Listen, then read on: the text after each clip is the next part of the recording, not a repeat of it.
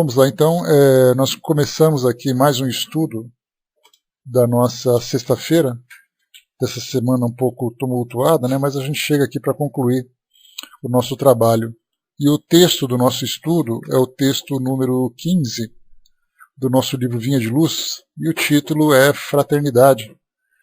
E a gente começa com uma passagem bem bacana do Evangelho de João, capítulo 13, versículo 35, que é esse trecho do Evangelho de João, é bem bacana, que conta aquela passagem em que Jesus fazia a última ceia com os apóstolos, e ele então fazia alguns comentários sobre a comunhão, o simbolismo da comunhão que ele representava com relação ao pão e o vinho, falava sobre a traição que ele sofreria, falava também sobre a traição que Pedro, traição não, a negação de Pedro naquelas 3 vezes, e também falava sobre a importância da união desses apóstolos e também do testemunho que eles deveriam dar através do exemplo, através dos ensinamentos, de tudo aquilo que Jesus trouxe para a humanidade. E então, nesse capítulo 13, versículo 35, Jesus disse: "Nisto todos conhecerão que sois meus discípulos, se vos amardes uns aos outros." E Emmanuel traz para nós a seguinte mensagem, que ela é bastante profunda para nós, desde aquela época, desde os tempos passados, e principalmente hoje, em torno daquilo que a gente sempre reforça nos nossos estudos, quando a gente vê as sociedades religiosas disputando espaço entre a população, disputando espaço na mídia, cada um apresentando a sua proposta muito mais para conquistar clientes do que para transmitir essa palavra evangélica, se veem como adversárias dentro desse mesmo ensinamento. E aí então, quando a gente se depara com esse ensinamento de Jesus, que fala para nós que todos nós seremos conhecidos por nos amarmos uns aos outros, a gente vê exatamente a distância em que nos encontramos do real ensinamento de Jesus. Então Emmanuel faz aqui uma viagem histórica para nos lembrar de todos os equívocos que nós praticamos em torno dos ensinamentos evangélicos. Então ele diz o seguinte: desde a vitória de Constantino, que descerrou ao mundo cristão as portas da hegemonia política, temos ensaiado diversas experiências para demonstrar na Terra a nossa condição de discípulos de Jesus. Organizamos concílios célebres, formulando atrevidas conclusões acerca da natureza de Deus e da alma, do universo e da vida. Incentivamos guerras arrasadoras que implantaram a miséria e o terror naqueles que não podiam crer pelo diapasão da nossa fé. Disputamos o sepulcro do Divino Mestre, brandindo a espada mortífera e ateando o fogo devorador. Criamos comendas e cargos religiosos, distribuindo o veneno e manejando o punhal. Acendemos fogueiras, erigimos cadafalsos, inventamos suplícios e construímos prisões para quantos discordassem dos nossos pontos de vista. Estimulamos insurreições que operaram um embate de irmãos contra irmãos, em nome do Senhor que testemunhou na cruz o devotamento à humanidade inteira. Edificamos palácios e basílicas, famosos pela suntuosidade e beleza, pretendendo reverenciar-lhe a memória, esquecidos de que ele, em verdade, não possuía uma pedra onde repousar a cabeça. E ainda hoje alimentamos a separação e a discórdia, erguendo trincheiras de incompreensão e animosidade, uns contra os outros, nos variados setores da interpretação. Entretanto, a palavra do Cristo é insofismável. Não nos faremos titulares da Boa Nova simplesmente através das atitudes exteriores. Precisamos, sim, da cultura que aprimora a inteligência, da justiça que sustenta a ordem, do progresso material que enriquece o trabalho e de assembleias que favoreçam o estudo. No entanto, toda a movimentação humana, sem a luz do amor, pode perder-se nas sombras. Seremos admitidos ao aprendizado do Evangelho cultivando o reino de Deus que começa na vida íntima. e estendamos assim a fraternidade pura e simples, amparando-nos mutuamente. Fraternidade que trabalha e ajuda, compreende e perdoa, entre a humanidade e o serviço que asseguram a vitória do bem. Atendemo-la onde estivermos, recordando a palavra do Senhor, que afirmou com clareza e segurança: nisto todos conhecerão que sois meus discípulos, se vos amardes uns aos outros. Bom dia, pessoal que chegou. Essa mensagem ela é bastante pertinente para a nossa atualidade, para a nossa realidade, porque se nós pegarmos o mundo ocidental, que é o que interessa para nós, a gente sempre contextualiza, né, a nossa geografia, porque no mundo oriental nós temos ali diversas outras filosofias e doutrinas que, na verdade, não são diferentes da doutrina cristã na sua essência, porque os ensinamentos acabam sendo os mesmos. E a gente lembra, lá no Livro dos Espíritos, quando Kardec pergunta, né, se essas mensagens são sempre disseminadas no nosso planeta, se nós temos ali pessoas que são responsáveis, né, espíritos que reencarnam com a responsabilidade de transmitir essa mesma ideia, e aí então os espíritos, de modo geral, tratando dessa lei natural que rege o funcionamento do universo, nós encontramos a mesma mensagem, que é a verdade, a mensagem verdadeira. Não é simplesmente uma doutrina que se espalha, uma doutrina que simplesmente é pregada de acordo com a conveniência de cada um, mas a verdade ela é imutável. Então nós vemos que todas as religiões são verdadeiras na sua essência, e só na prática que elas acabam se desvirtuando, porque aí o homem coloca o seu toque pessoal. Nós temos uma mensagem interessante, né, de um desses filósofos da idade do iluminismo, quando ele diz que tudo que vem de Deus é puro e tudo que sai da mão do homem é impuro, mais ou menos com essas palavras. Então a gente vê que quando se fala em verdade do mundo maior, nós temos o amor como sendo uma lei imutável, uma lei incontestável, uma lei imprescindível. E nós falamos do amor verdadeiro também, que é uma dificuldade que nós temos hoje de interpretar esse sentimento ou essa virtude, porque o amor para nós ele é ainda bastante passional, ele é bastante partidarista, ele é bastante conveniente, beleza, filhinho? É bastante conveniente, porque então a gente direciona apenas para satisfazer as nossas carências, para satisfazer os nossos interesses pessoais particulares. É um amor direcionado para pessoas que são escolhidas. Nós não conseguimos não aprender, porque para aprender, Lívia, a gente tem que primeiro compreender, né? Então, assim, o primeiro passo que nós temos, uma dificuldade muito grande desses grandes valores que são transmitidos para nós, é a compreensão, o que realmente significam, né? De que forma que nós devemos aplicar isso na nossa vida. E a gente tem ali, como eu sempre comento com vocês, nós temos o amor, nós temos a caridade, nós temos a fraternidade, nós temos vários outros tipos, né? Só um instantinho, voltamos? Alô? Estamos de volta? Beleza.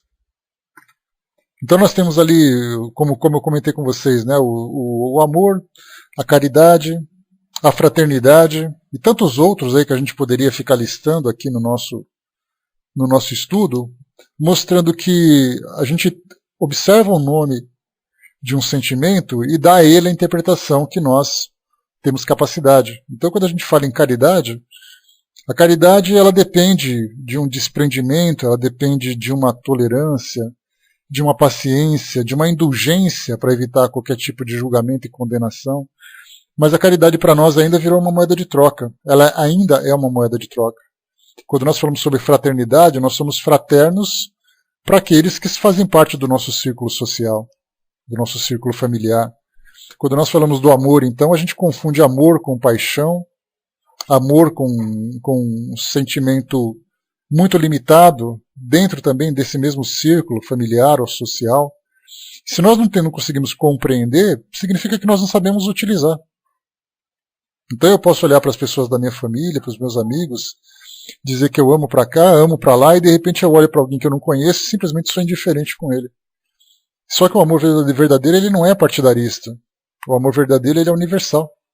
E é exatamente aí que a gente tem essa dificuldade de colocar isso em prática. Nós temos aqui no nosso mundo pessoas que demonstraram realmente como é esse amor.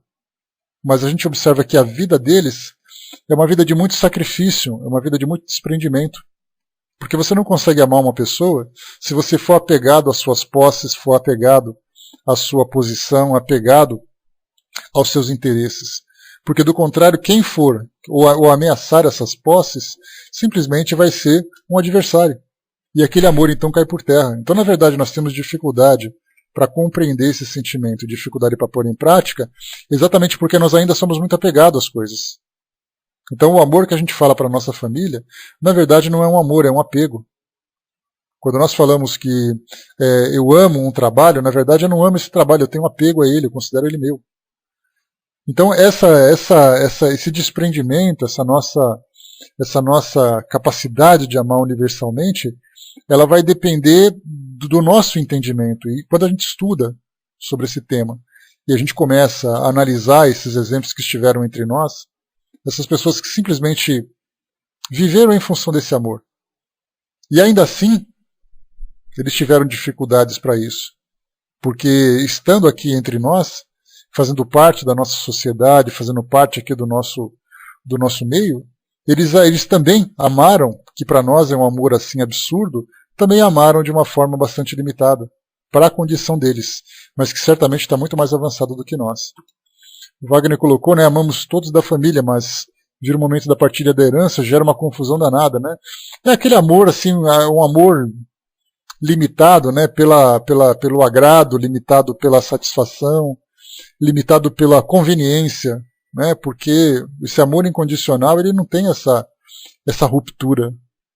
A gente lembra que na época da nossa infância, da nossa juventude, a gente amava os nossos tios, amava os nossos primos, amava nossos irmãos, nossos pais, e de repente a gente começa a envelhecer, começa a ver o mundo por uma outra perspectiva, por uma outra ótica, começa então a utilizar essa nossa autonomia ou essa nossa autoridade para dizer o que é nosso, o que não é. Então tudo aquilo que era puro no início, de repente se desvirtua pelo fato da gente viver muito apegado a isso tudo. Né? Bom dia, Açúcar.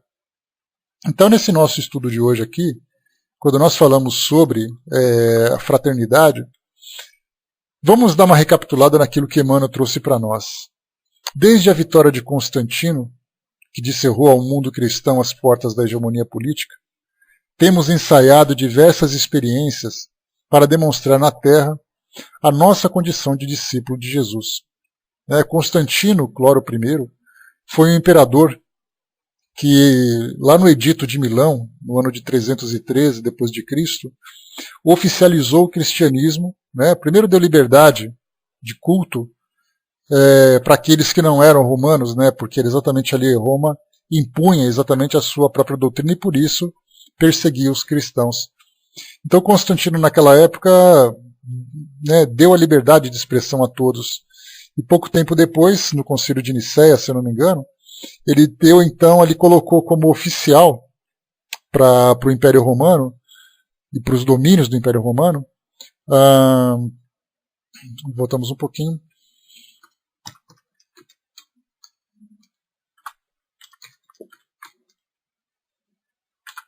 Voltei, pessoal, tudo em ordem? Voltamos? Beleza. Então ele deu essa liberdade religiosa para os cristãos, para todo o Império Romano, só que naquela situação de agressividade, naquela condição de imposição. Então, como a gente viu assim, ele abriu as portas da hegemonia política para o mundo cristão, só que de nada adianta a gente querer fazer isso por imposição. Depois ele colocou, organizamos concílios célebres, formulando atrevidas conclusões acerca da natureza de Deus e da alma, do universo e da vida.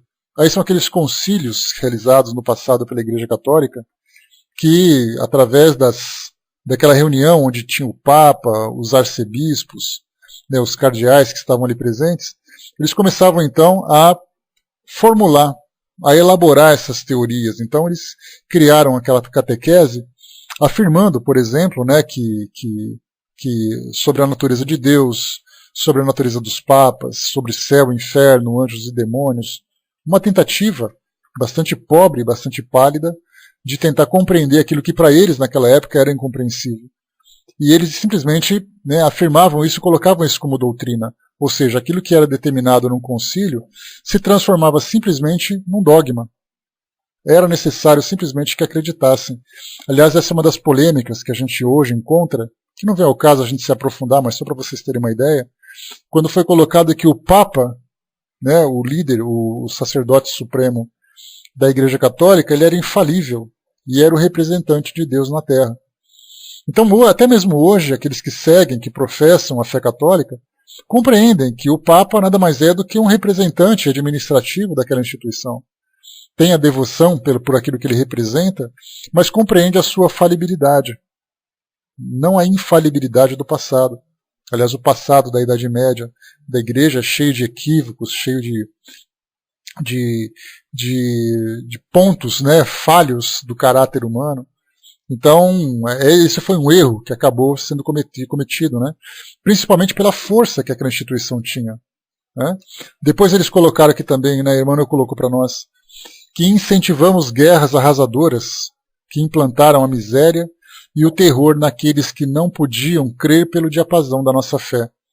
E aqui Emmanuel lembra das cruzadas. Nós tivemos 8 cruzadas na história da humanidade, começando ali pelo ano de 1000, se eu não me engano, 900 ou 1000 depois de Cristo, e uma das maiores carnificinas da história da humanidade, onde o mundo cristão da Europa, né, organizando exércitos de nobres, de seguidores da religião, para invadirem o Oriente Médio, tomando Jerusalém, que era exatamente ali o local que representava ali o palco central do cristianismo, né, onde Jesus nasceu, onde Jesus viveu, foi crucificado, foi sepultado.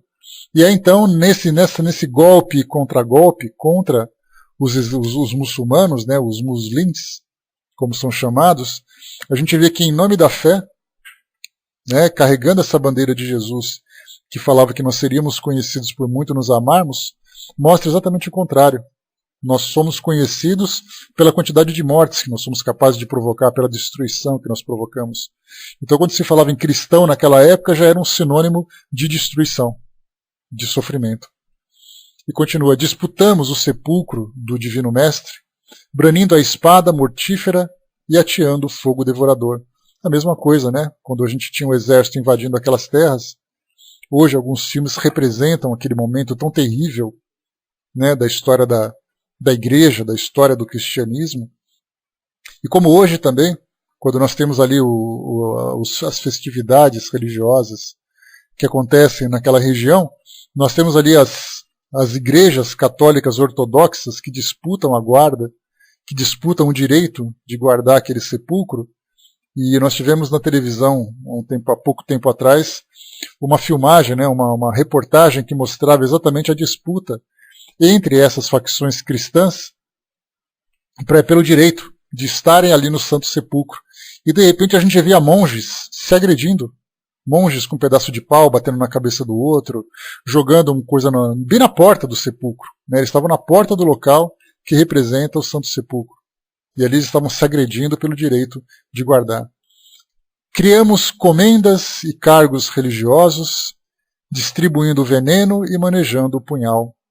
Aqui é exatamente quando a política começou a se inserir dentro do meio cristão, onde nós tínhamos ali, na história das disputas por esses cargos religiosos, desde o papado até outros cargos subordinados, nós tínhamos ali que os homens começaram a cultivar muito mais a vaidade do que o trabalho, do que a missão. E em nome dessa vaidade, em nome dessa disputa de posição, nós tínhamos ali o assassinato, nós tínhamos as intrigas, nós tínhamos a corrupção, e tudo dentro de um ambiente que cultuava o cristianismo. Acendemos fogueiras e erigimos cadafalsos, inventamos suplícios e construímos prisões para quantos discordassem dos nossos pontos de vista. Aqui, Emmanuel já lembra da Inquisição, quando nós acendíamos as fogueiras para queimar os livros, para incinerar as pessoas, erigimos cadafalsos, né, que são aqueles palcos onde as fogueiras eram montadas, onde forcas eram construídas, onde guilhotinas também da mesma forma eram apresentadas. Inventamos suplícios, né? Aliás, o ser humano ele tem uma criatividade incrível e ele consegue, quando é para provocar algum tipo de sofrimento, e é exatamente isso que os espíritos falam para nós, que a inteligência nem sempre acompanha a moralidade. A inteligência para nós nos dá condições de encontrar soluções para os nossos problemas. Mas a moralidade não consegue fazer com que nós vejamos com clareza o que de fato é um problema para nós. Então, quando se fala em inventar suplícios, nós temos ali instrumentos de tortura, dos mais bizarros, dos mais pavorosos, dos mais mortíferos, que infelizmente acaba agredindo, atacando exatamente aqueles que não professam da nossa mesma fé. Prisões para quantos discordassem. Se nós pudéssemos pegar o registro de tudo aquilo que o cristianismo já fez em nome dessa perseguição contra aqueles infiéis, contra aqueles que eram os hereges, que não professavam essa crença, nós teríamos ali uma lista incontável de pessoas que guardam até hoje na memória os tormentos que vivenciaram no passado e não sabem exatamente por quê. Quantos espíritos desencarnaram por causa dessa perseguição e depois se tornaram aqueles perseguidores mortais, né, obsessores, ou depois reencarnaram como pessoas que tinham verdadeira aversão pelas instituições religiosas, exatamente porque no seu inconsciente tinha ali o registro daquilo que ele viveu por causa dessa fé. E eram pessoas devotadas, muitas vezes. Nós temos também aqui, deixa eu ver aqui que deu uma puladinha na minha página, estimulamos insurreições que operaram o embate de irmãos contra irmãos, em nome do Senhor que testemunhou na cruz, o devotamento à humanidade inteira. E aqui, infelizmente, a gente tem, né, aquelas provocações de armar aquelas situações de conflito, solicitando, né, os soldados da fé para que pudessem enfrentar aqueles que eram os infiéis. Então essas insurreições geraram também destruição, geraram agressões. Nós temos um exemplo de uma comemoração que acontece na Irlanda, na Inglaterra, na verdade, de uma comemoração de um santo, que eu não me recordo agora, mas todo ano eles fazem essa comemoração. Voltando no passado, coisa de 200, 300 anos, quando um rei que era católico tinha vencido, um rei que era protestante tinha vencido os católicos, e aí então, todos os anos eles comemoram essa vitória. E essa comemoração é exatamente fazendo procissões num bairro de uma religião contrária, para que possa provocar, mostrar para eles que naquele passado o rei daquela religião tinha vencido a religião que era então a adversária. E isso mostra o ódio que tem entre eles, não um bairro somente daquela religião. Edificamos palácios e basílicas, famosos pela suntuosidade e beleza, pretendendo reverenciar-lhe a memória, esquecidos de que ele, em verdade, não possuía uma pedra onde repousar a cabeça. E nós temos, historicamente, os templos e basílicas e catedrais que foram construídas, igrejas que foram construídas, no passado, no presente. Nós temos hoje construções que são absurdamente suntuosas para representar exatamente a grandeza do Cristo. Só que a sua grandeza não é representada por monumentos, mas é representada por ações. E aí o que nós menos observamos é exatamente essa preocupação com as ações. Nós desejamos mostrar, porque até inconsciente, é compreensível, inconscientemente nós temos ali a importância de materializar os nossos sentimentos. Nós já falamos sobre isso no Natal, já falamos sobre isso em Dia dos Namorados, em outras datas em que afetivamente nós estamos ali participando. E aí então, se por acaso eu amo uma pessoa, a melhor forma de demonstrar a intensidade desse amor é através de um presente caro. Nós fazemos isso inconscientemente, então nós criticamos muitas vezes essas igrejas que montam esses templos para mostrar a grandeza espiritual de uma determinada entidade, e nós nos esquecemos que no nosso dia a dia a gente tem o mesmo comportamento. A única diferença é que a gente simplesmente não tem o dinheiro para gastar tudo aquilo, mas se tivesse, em vez de a gente dar, por exemplo, um par de chinelos, uma camiseta, uma caixinha de bombom, nós daríamos carros luxuosos, mansões, aviões. Não fazemos porque não temos dinheiro para isso. Mas é a forma que nós inconscientemente encontramos de dar alguma coisa que para nós tem um valor material para representar o nosso valor sentimental. Então, infelizmente, dentro das religiões nós vemos isso. As fortunas que são gastas, mas também nós gastamos isso nos shopping centers, a mesma fortuna, para demonstrar esse nosso sentimento. A Guga colocou, só não continuam fazendo até hoje, porque de certa forma existe um Estado de direito com normas a serem cumpridas, a meu ver.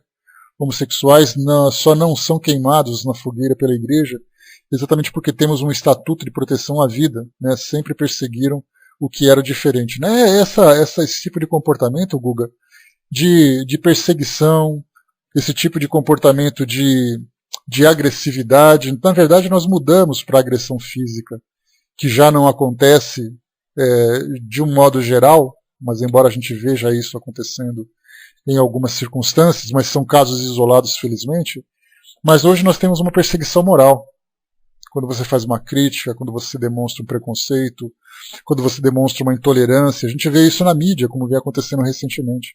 Pessoas que falam em nome da religião e colocam a sua intolerância, né, a sua falta de compreensão. Então, na verdade, nós temos ali uma dificuldade muito grande de lidar ainda com esse respeito ao ser humano, com esse amor que nós estamos falando. Eu amo se você não for negro, eu amo se você não for homossexual, eu amo se você não for pobre, eu amo se você partilhar do mesmo time de futebol, se você professar a mesma fé, se você fizer isso, se você fizer aquilo. Né? Então isso faz parte exatamente da nossa natureza ainda imperfeita, de não compreender o que significa de fato esse sentimento que é o amor que a gente comentou. E continua, que ainda hoje alimentamos a separação e a discórdia, erguendo trincheiras de incompreensão e animosidade uns contra os outros, nos variados setores da interpretação. Que é exatamente isso que a gente comentou agora. Né? A questão do preconceito, a questão da intolerância presente na sociedade de um modo geral. O bacana é que a gente observa que, apesar da gente ver isso nas ruas, nas instituições de um modo geral, a gente vê que aquelas pessoas que conseguem viver o amor, ainda que seja interpretado de um modo incompleto, como aqueles que são voluntários, como aqueles que são trabalhadores dessas instituições que prestam serviço de amor ao próximo, seja de que religião for. A gente não fala apenas daqueles que são espíritas, mas nós temos ali evangélicos de grande valor, católicos de grande valor, judeus, muçulmanos, umbandistas, candomblecistas, ateus, de um modo geral, que quando eles se engajam nesse tipo de atividade, eles conseguem olhar para as pessoas de um modo diferente. E por isso que a gente vê que quando você se presta a esse serviço, você começa a ler o mundo de um modo diferente. Você lê o mundo por uma outra perspectiva e começa a perceber que naquela pessoa que tem necessidade, você não tem a preocupação de ver qual é o histórico dela, qual é o currículo que ela tem. A gente simplesmente olha para a sua necessidade e tenta ajudar da melhor forma, quando nós conseguimos interpretar esse amor dentro das nossas limitações, mas da forma mais perfeita possível, vamos dizer assim. Beijo, Betinha.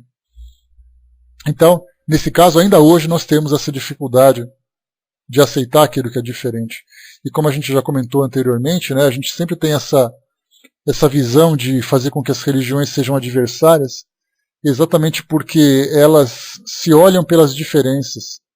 Elas não se olham por aquilo que é igual, pelas semelhanças. Que eu posso olhar para alguém e pensar assim, poxa vida, você também é cristão, que bom.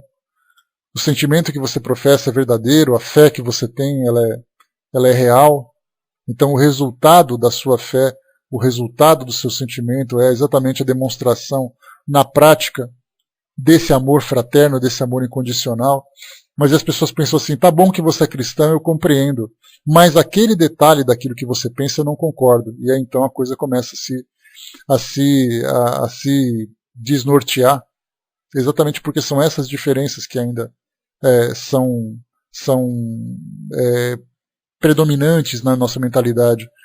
E isso para nós também, espíritas, né? Porque quando nós olhamos alguém que é de uma religião diferente e esse alguém comete um erro, a gente se sente vitoriosos, a gente se congratula por isso. Tinha que ser daquela religião, só podia ser daquela religião. E, na verdade, independente da crença que ele tem, é um indivíduo, uma pessoa que simplesmente errou. Mas a gente não pensa dessa forma, a gente o ataca por aquilo que ele pensa. Né? E aí Emmanuel fecha para nós esse pensamento dizendo que, entretanto, a palavra do Cristo é insofismável. Não nos faremos titulares da Boa Nova simplesmente através das atitudes exteriores. E aqui mostra para nós que não adianta a gente querer ficar falando sobre, ou se portando dessa forma, ou visitando determinados lugares, porque isso não faz diferença nenhuma. Na verdade, o que vai pesar a nosso favor são exatamente as nossas ações.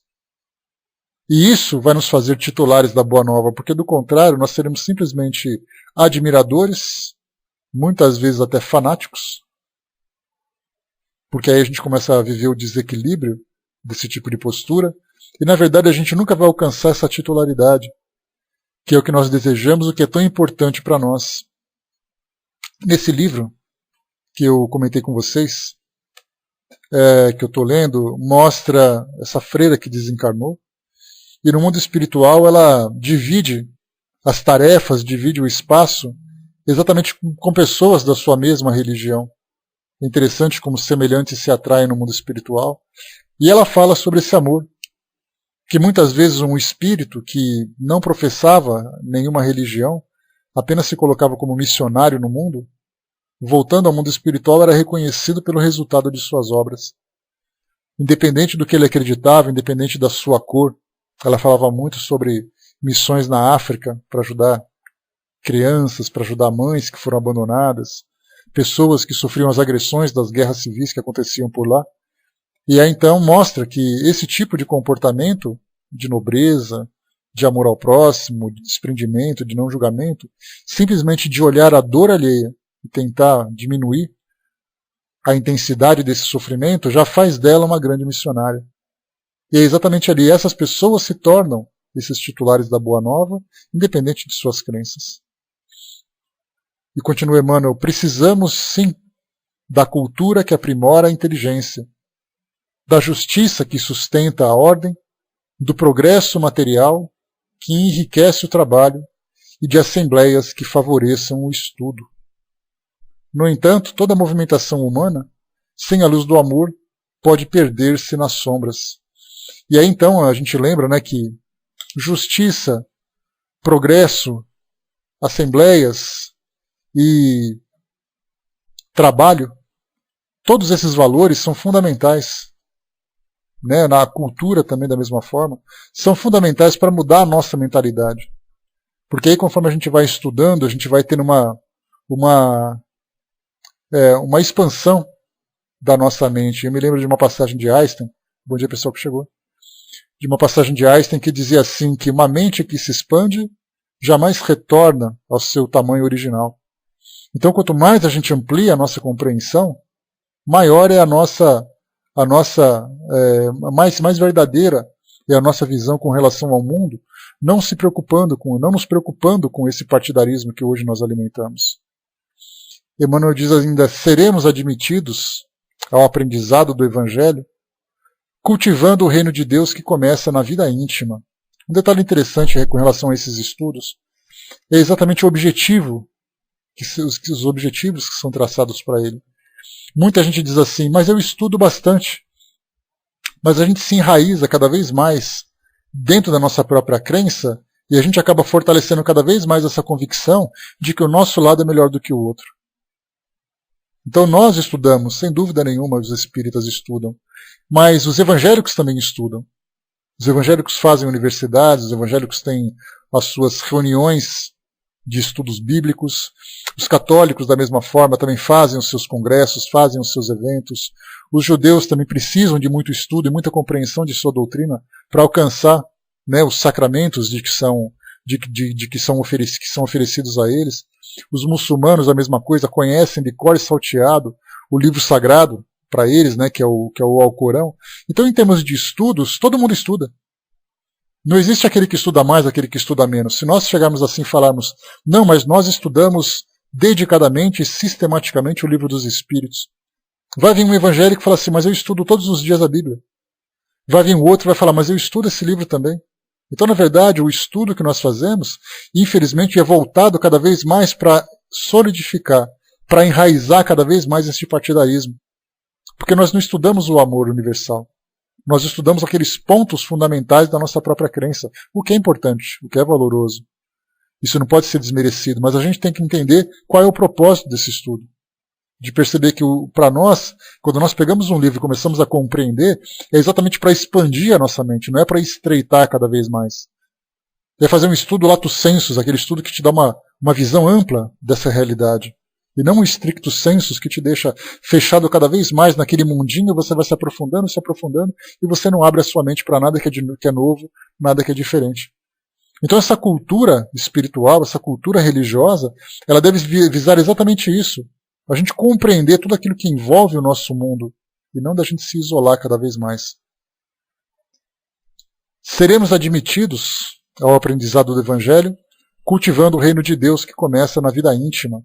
E aí a gente começa então, eu posso estudar bastante, eu posso ser um praticante assíduo da minha fé, mas se no meu cotidiano, no meu dia a dia, na minha casa, no meu trabalho, no meu local de estudo, no meu local onde eu professo a minha crença, dentro da minha sociedade, se eu não colocar isso tudo na prática, de nada vai adiantar. Porque dentro do cristianismo, por exemplo, a palavra amor ela é utilizada com tanta frequência que se nós colocássemos em prática, o mundo estaria transformado. Porque é Jesus para cá, porque Jesus amor ao próximo, porque Jesus isso, só que eu escolho o próximo que eu quero amar. Não é um amor incondicional em que o meu próximo, por pior que ele seja, ele continua sendo meu próximo e merece esse mesmo amor. E nós temos que saber amar também, porque, conforme no Evangelho segundo o Espiritismo, nós temos ali, né, amai os vossos inimigos. E aí então a gente pensa, mas não existe uma incoerência entre essa ideia de amor e inimigo? Não há compatibilidade entre essas duas expressões, entre essas duas ideias, entre essas duas realidades. Aquele que é inimigo é simplesmente aquele que não merece o amor. Eu ligo a televisão, e aí então eu vejo nos telejornais, todos os dias pela manhã eu assisto enquanto eu preparo o nosso estudo. Aí eu fico vendo as notícias das grandes cidades, das pequenas cidades, que eventualmente intercalado com uma notícia relevante para todos nós, né, vem ali uma matéria que fala sobre uma violência de um assaltante, de um sequestrador, de um assassino. E aí então qual é o sentimento exatamente que bate em nós? Quando a gente observa alguém que foi preso por ser traficante, por ser um estuprador, por ser alguém que comete essa agressão. É aquele sentimento de revolta. Exatamente porque nós não estamos ainda preparados para vivenciar esse amor, de compreender o perdão. Porque nós pensamos que o perdão significa liberdade plena para aquele que é criminoso.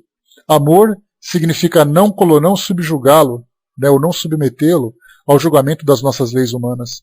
Mas a gente, além de tudo aquilo que envolve a nossa própria justiça humana, a nossa legislação, os nossos sistemas correcionais, os nossos meios punitivos, a gente ainda se envolve passionalmente com aquele evento e começa então a odiar aquela pessoa. Mas aí então dentro dos nossos estudos a gente fala de amor ao próximo e fala de fraternidade. Então a gente vê a grande dificuldade que é a gente trazer para a nossa realidade aquilo que nós estudamos na teoria.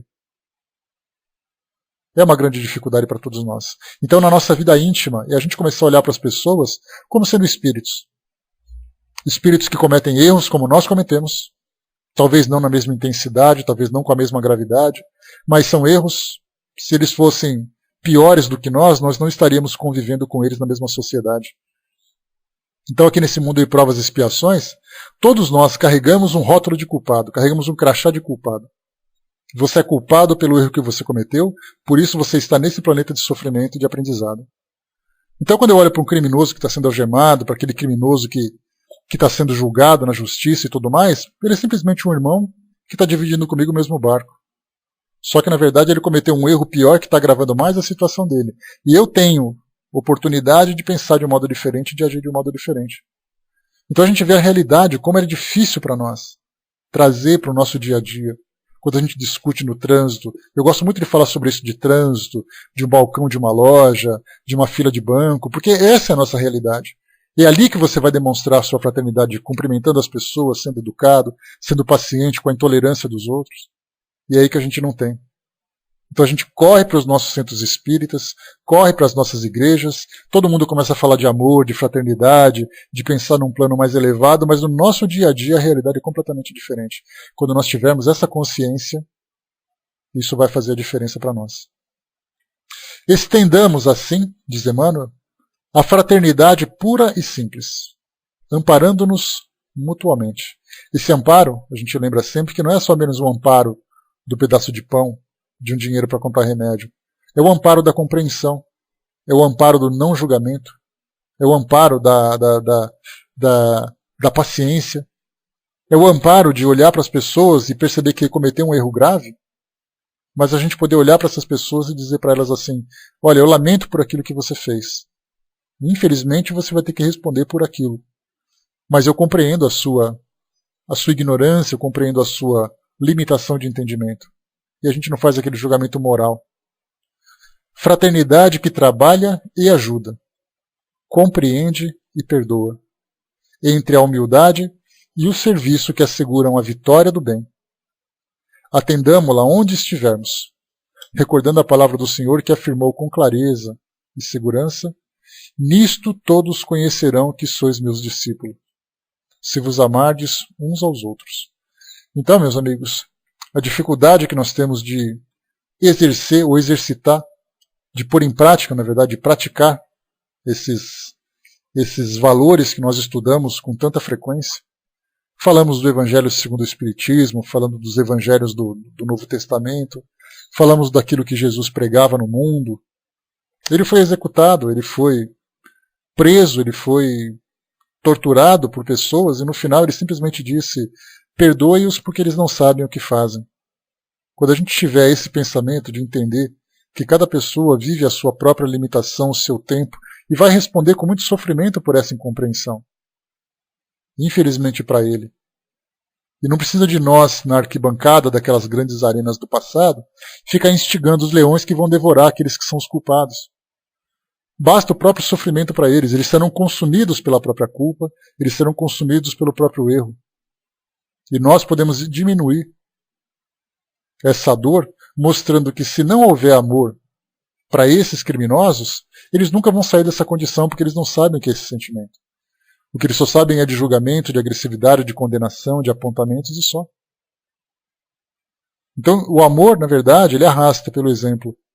A palavra convence, como diz o ditado, né? Mas o exemplo arrasta. Então temos que colocar em prática exatamente aquilo que a gente observa, aquilo que a gente aprende, aquilo que a gente estuda e aquilo que a gente deseja para a nossa vida. Do contrário, vai ser um estudo, vai ser uma vivência espiritual ou uma vivência religiosa absolutamente improdutiva. Nós teremos uma bagagem intelectual muito interessante, de decorar livros, de saber frases, passagens, datas, personagens, mas na nossa vida prática isso não vai fazer diferença nenhuma. Antes nós tivéssemos a ignorância, porque nós teríamos uma justificativa de dizer assim, eu não fiz porque eu não sabia.